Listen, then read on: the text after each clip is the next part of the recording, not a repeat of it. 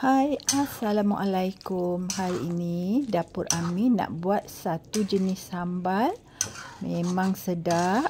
Sambal ni sambal orang lama-lama jarang buat lah. So hari ni teringin nak makan pula, rasa dia sedap. Kalau layan makan dengan sayur, ikan goreng sikit. Memang best sangat. Buatnya pun tak susah, sangat mudah. Kalau makan memanglah kita akan buat berulang-ulang kali sebab sambal ni dia rasa dia lemak-lemak, sedap-sedap bagi makan. Dia tak pedas sangat, boleh dimakan oleh anak-anak kita pun dan rasanya lain daripada lain lah sebab kita tak perlulah nak tumiskan bawang semua ya. Caranya sangat mudah.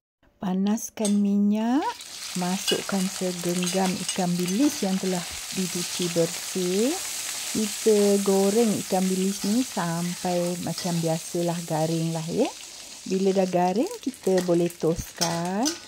Lepas toskan, kita masukkan cili kisar, cili kering kisar. Cili kering kisar ni tak kisah banyak mana ya. Kita dah siap blend, kita masukkan dalam satu cawan cukuplah tu. Kalau tak nak pedas sangat boleh kurangkan sikit pun.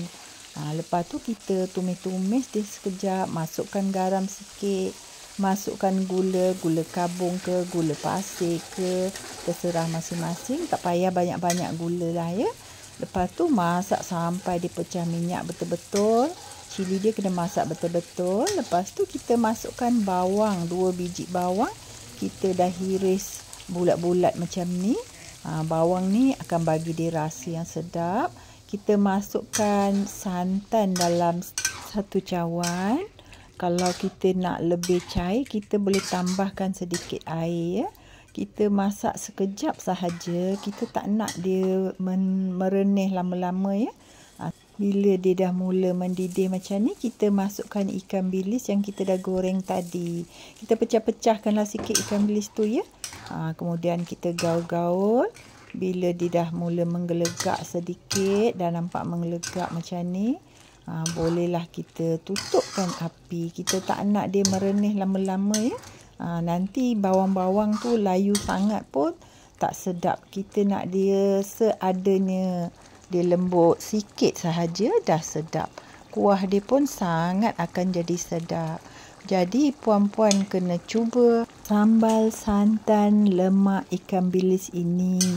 Resipi orang lama-lama, memang layan. Sehingga bertemu lagi. Assalamualaikum.